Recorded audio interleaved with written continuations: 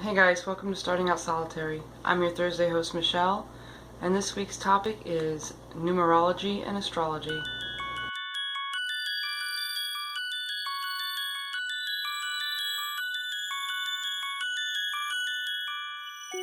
So as far as using numerology and astrology in my practice, for example, when it comes to numerology is pretty much just the occult use of numbers and the significance of numbers in an occult practice type of thing. Like people like certain numbers. Like I use certain numbers when it comes to magic and my practice.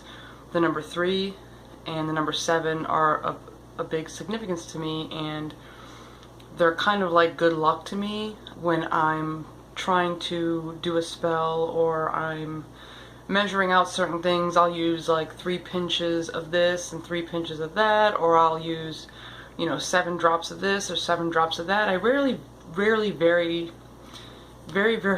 seldom deviate from either 3 or 7. If I'm making a big batch of something, I will use the number 13 occasionally, but 3 and 7 are my numbers. They're just the ones that feel right to me to use, and I do feel it has a significance and it has a certain vibe about them. When I don't feel right using like even numbers, for example. I just don't. It doesn't feel right to me. It doesn't feel like they would, work for me, so to speak. So in that realm, I guess you could say I kind of use numerology in my practice. I'm not really into numerology as a whole. I don't study it. I have read very little about it. I know, what the general idea of it is, but that's about as far as I go with it, is using certain numbers in my practice that feel right to me and that feel like good to me or lucky to me, depending on what I'm doing. And as far as astrology goes, I'm a little more into astrology than I am numerology. I do try and time certain spells and certain workings by the moon phases and, by that certain hours of the day, depending on what I'm doing. I do try and follow that as much as possible, unless there's an emergency or I just get a gut feeling to do something right now. Otherwise, I do try and plan around the, the phases of the planets and the moon and timing when it comes to astrology. I am very big on horoscopes, and for me, I don't know why, they just seem to always be right or turn out to be true.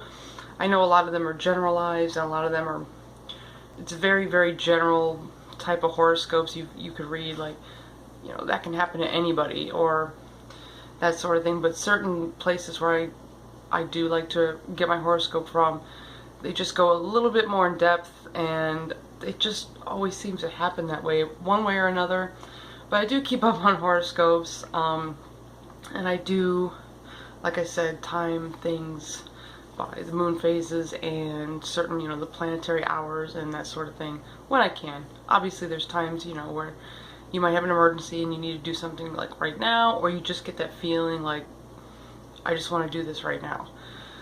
So, but other than that, I'm not really like huge on either one. I'm not really, strict about either one of them. But a lot of people are, and a lot of people incorporate numerology and astrology very heavily into their practice. And, if that's something that calls to you, and that's something that, feels right to you, then obviously do it. But, it's not really required. Being versed in numerology and astrology is not required to, practice magic or be pagan, for that matter. I know a lot of non-pagans who are very much into astrology and, dabble in numerology, and they're not pagan. So it all depends on the person and what you're interested in and what your beliefs are and, how you vibe with certain things. So, it's, those are two things that are pretty much, in my opinion, open to anybody who's interested in, or anyone who is called to that information. So anyways, I hope you guys found this helpful, and I hope you guys are having a great week. Blessed be.